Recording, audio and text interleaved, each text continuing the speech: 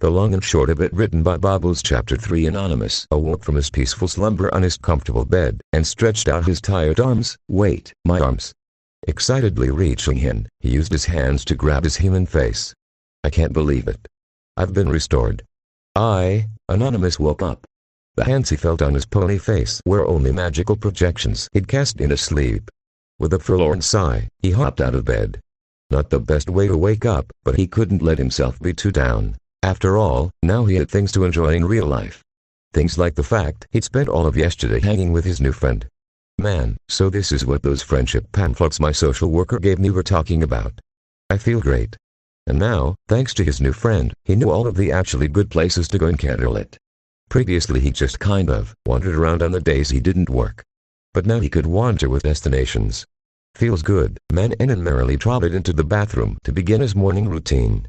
Passing naught but a sidelong glance at the gift basket of makeup and fancy shampoos his boss had given him, he hopped in the shower and got to work.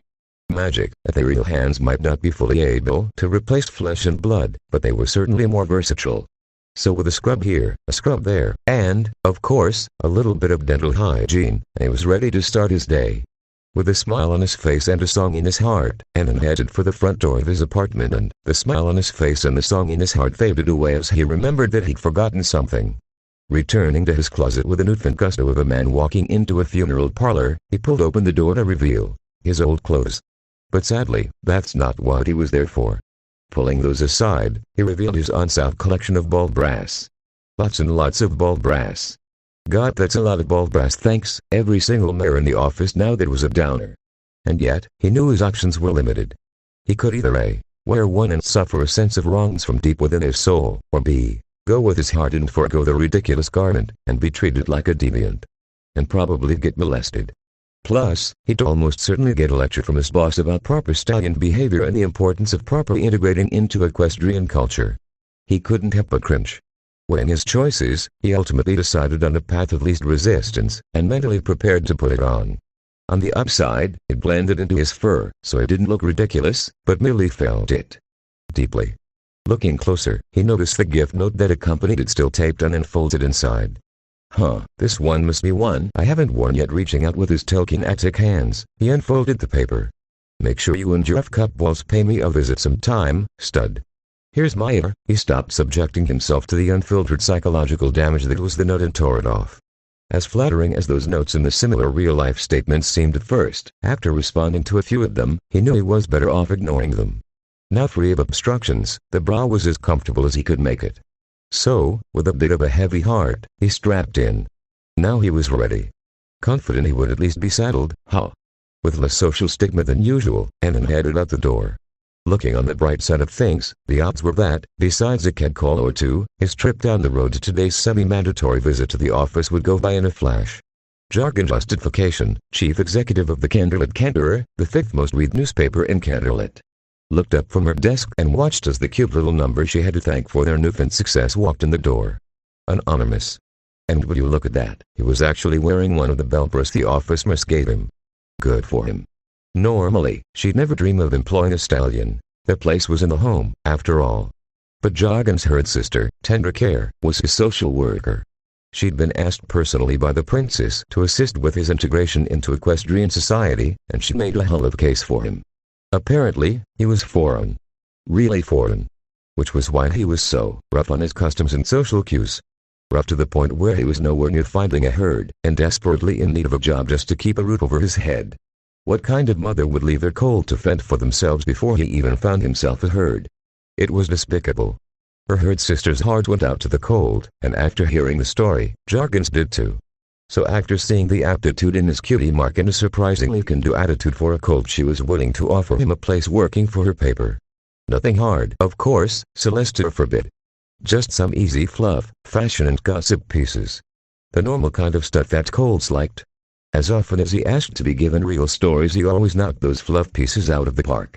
He clearly must get something out of them. And Jargon knew what she got out of them. Readers and sales. Stallions normally had no use for newspapers. After all, they were full of things for mares to care about, like news and politics. Nothing they have to worry their handsome little heads over. But having one write articles about things that stallions did care about had boosted their readership tenfold. Dozens upon dozens of stallions in Canterlot had heard that her paper had real fashion and gossip from a real stallion. Why would they let their mares buy a newspaper with articles written by a mare who clearly didn't care, when they could instead get one with articles written by Anonymous, a stallion like them, who clearly did no matter how much he said he didn't? It was a winning formula, and Jargon Justification knew better than to mess with success. She'd certainly called this arrangement a win-win. He got money, and education on proper stallion behavior, from yours truly, and her readership had been climbing ever since she'd hired him. It was, dare she say, the perfect system. Though she was sure, like the stallion he was, he'd found a way to complain about something when he wasn't in the office. So as always, she was looking forward to seeing what he'd come to Hoofon today. He'd said something the other day about sun hats. Jargon couldn't be bothered to remember. She was sure it was very exciting to a stallion, though. Anonymous stepped onto the office floor. He could see his boss smiling at him from her office, no doubt excited to see what dumb bullshit he'd just written. Normally, despite the obvious fluff stories he was given, he'd still try to go above and beyond. This time, however, his apathy caught up to him, and he'd ended up having to do a bit of a rush job. And after one too many pay ponies had tipped their sun hats at him, he'd found the perfect subject for his story. Sun hats, new symbol of the missile movement. Of course, it was asinine beyond compare. He'd just slapped some completely anecdotal comments down from some random stallions he'd overheard, pulled it together with a few buzzwords, and called it a day. He was sure it would sell like hotcakes, though, in his heart of hearts, he and his boss both knew the content was irrelevant. All that really mattered was that it was penned by a stallion. The token stallion. Her token stallion. Nevertheless, he couldn't let himself be too hard on her. After all, she was the only one to actually offer him a job. Even if sometimes it felt like she was literally just paying him to be on staff and nothing more. Such is life, he supposed. Putting such misgivings out of his mind, he walked into Chief Justification's office with a smile he'd woken up with. Mornin' Chief, she beamed back. Ah, good to see you, Anonymous. Glad you came in today, take a seat. And, well, would you look at that? Bold brow and a smile. Cut. The chief editor, cut and paste, leaned into the office. Yes, ma'am. Wasn't I always telling Annie to look better with a bald brow and a smile? Why yes you were, ma'am, the editor stuttered. Well, was I right? Anonymous quickly turned to look at cut and paste directly. You don't have to answer that behind him, Jargon promptly chimed in. Yes you do, Cut. The poor editor's face was beet red. I think you'd look better. Anonymous, see? What did I tell you? All right, back to work, paste. Yes, ma'am. And just like that, the two of them were alone again. Jargon shook her head. All right, enough of your stalling, now show me what you've got. He handed. I used my magic hands, so it's proper terminology, damn it. Her the print, and she seemed to give it a once-over, although she was probably only writing the title. Cut was usually the only one who had anything to say about the content of his articles, but at least Jargon was making a show of it. Ooh, I see. Fashion and some hot-button issues too. I like it. See, I told you could do this. Anonymous frowned slightly. It's not about could, Chief. Don't be so hard on yourself. I'll send it to Cut right away, and get it in our next issue. A feeling of satisfaction bloomed in his chest. Bullshit or not, it was nice to get something he'd made up there. It made him feel like he was actually doing something. Getting up to go, he turned back. Thanks, boss. Need anything else from me? Actually, Jargon leaned in. A wee bit closer than he'd like. Morale's been a little low in the office. Could you, just keen to walk around for an hour or two?